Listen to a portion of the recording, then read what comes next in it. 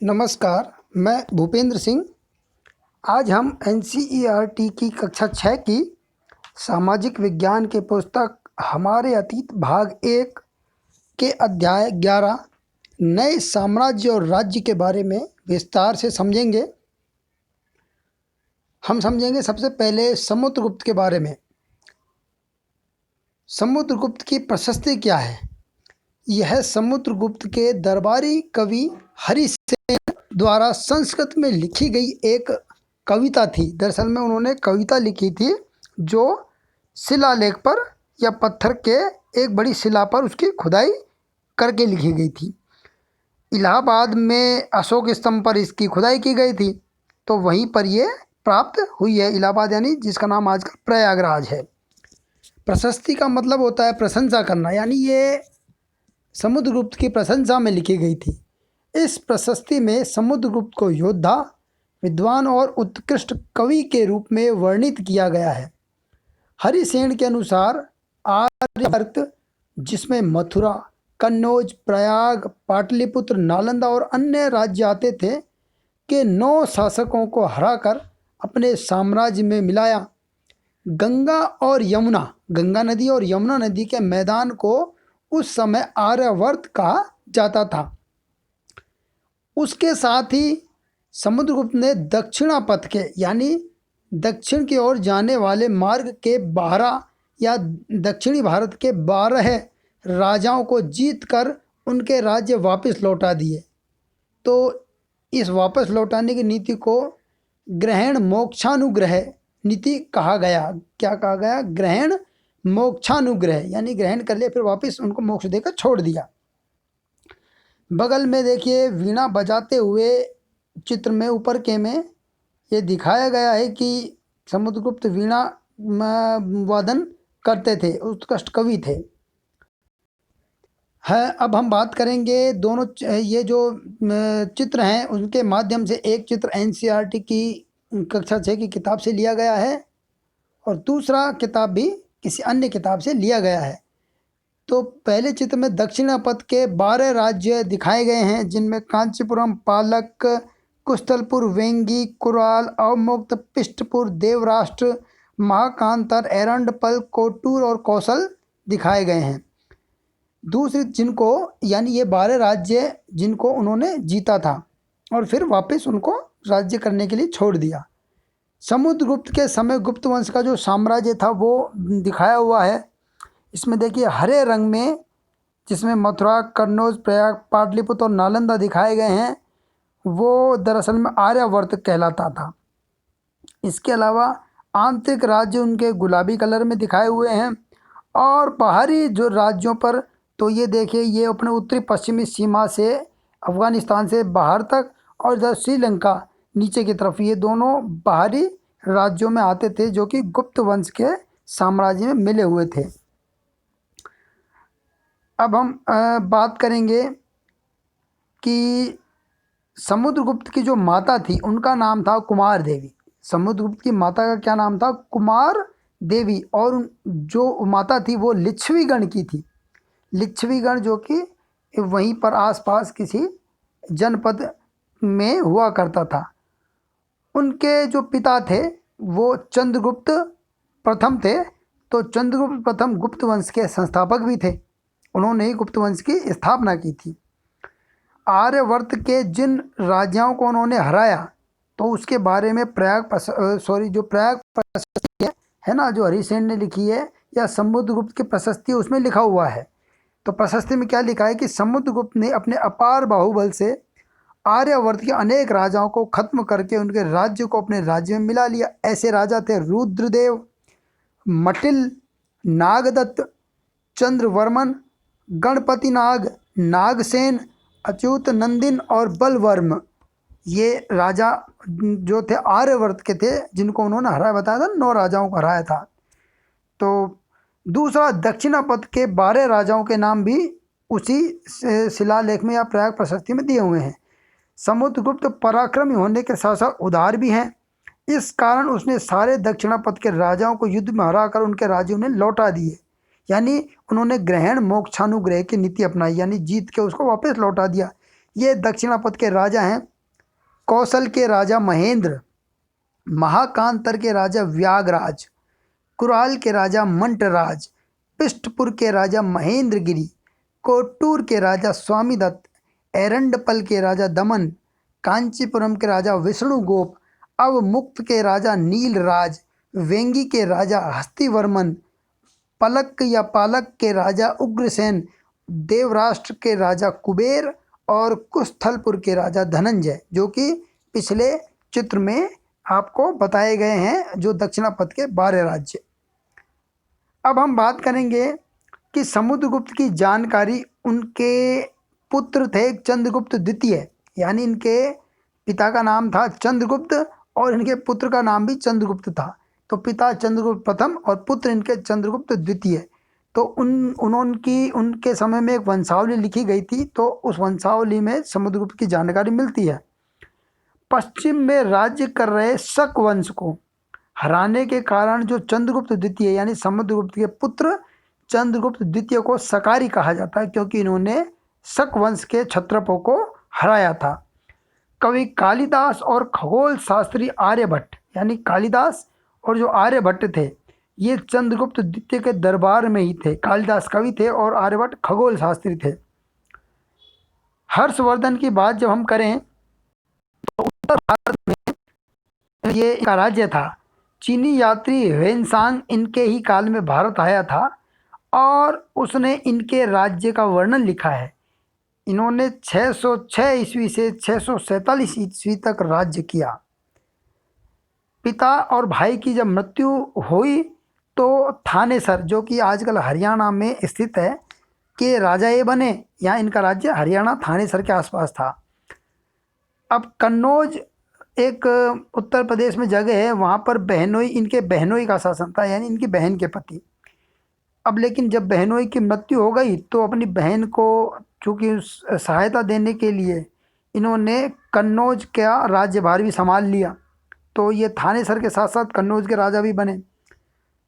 इनके दरबार में बाणभट्ट नामक एक कवि थे। कौन थे? बाणभट्ट, बाणभट्ट ने कादम्बरी भी लिखी थी और बाणभट्ट ने एक हर्षचरित नामक संस्कृत में पुस्तक भी लिखी थी। हर्षचरित जो कि हर्षवर्धन के राज्य का, उसके शासनकाल का उसमें वर्णन लिखा हुआ है।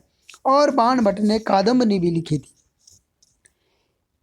हर्षवर्धन मगध और बंगाल को जीतते हुए आगे बढ़े, लेकिन जब वे नर्मदा नदी को पार कर दक्षिण की तरफ बढ़ रहे थे, यानी दक्षिण भारत की तरफ उन्होंने अपना राज्य विस्तार की नीति अपनाई, तो उस समय वहाँ पर चालुक्य वंश के एक शासक थे पुलकेशियन द्वितीय। कौन? चालुक्य वंश के पुलकेशियन द्वितीय। तो उनका शासन था। तो पुलकेशियन द्वितीय ने हर्षवर्धन को हरा दिया और दक्षिण बढ़ने से रोक दिया। बात करते हैं चालुक्य और पल्लव वंश की। दक्षिण में जब उत्तर भारत में हर्ष का शासन चल रहा था, तो हर्ष के शासन के समय चालुक्य और पल्लव वंश दक्षिण भारत में फल और फूल रहे थे।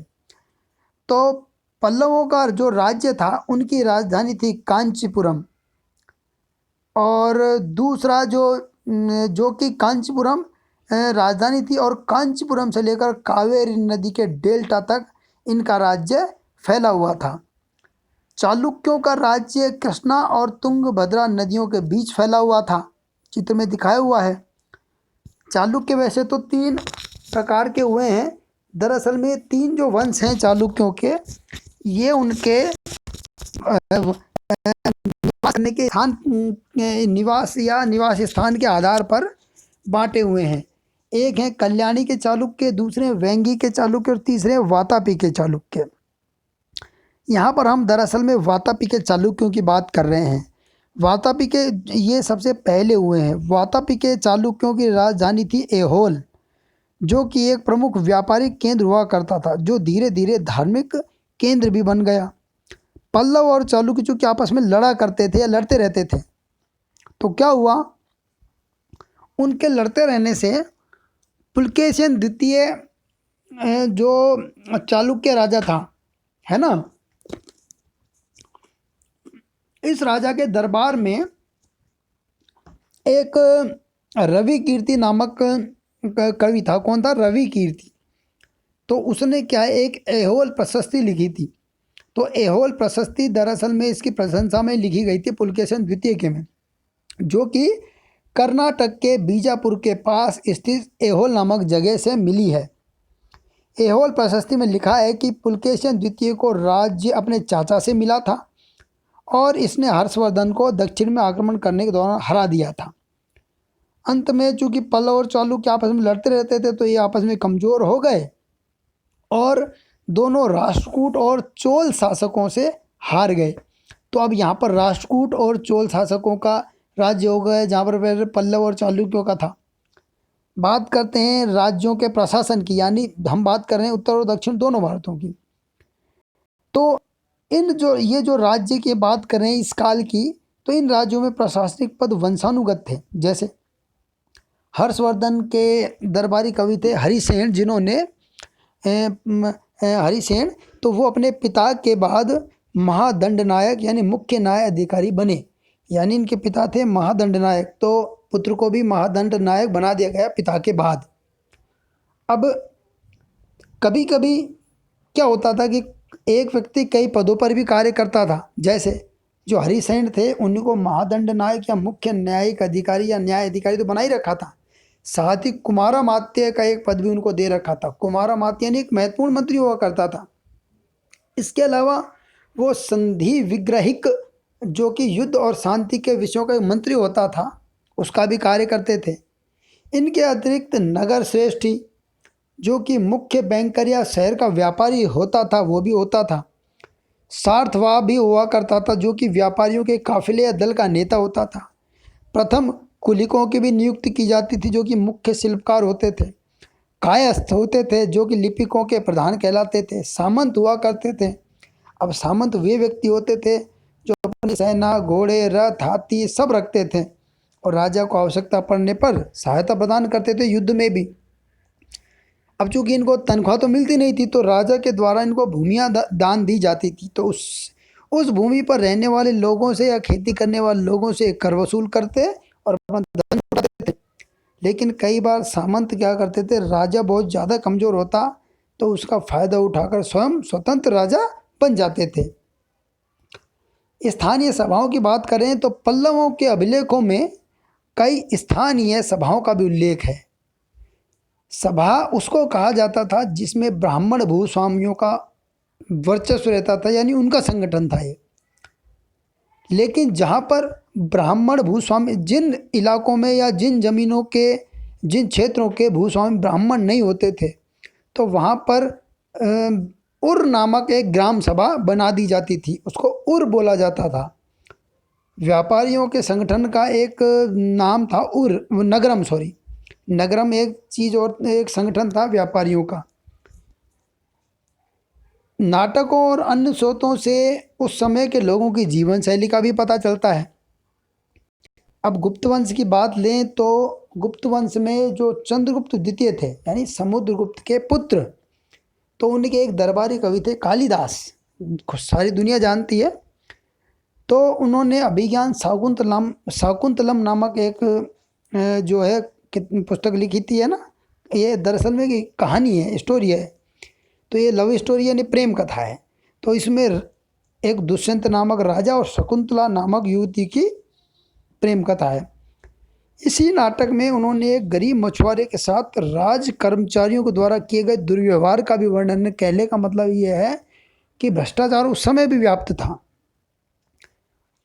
नाटकों की खास बात यह है कि इनमें एक तो राजा और जो ब्राह्मण है वो संस्कृत बोलते हुए दिखाए गए हैं, और जबकि जन सामान्य, चूँकि उनको संस्कृत कम आती थी, तो उनको प्राकृत भाषा बोलते हुए दिखाया गया है। जैसा कि पढ़ते आ रहे हैं भी, प्राकृत भाषा क्या जन सामान्य की आम भाषा थी, उसी में वो बोलचाल किया करते थे या बात किया करते थे। चीनी यात्री फाहियान जो भारत में आए थे, उन्होंने भारत में अस्पृश्यता या छुआछूत का वर्णन भी किया है।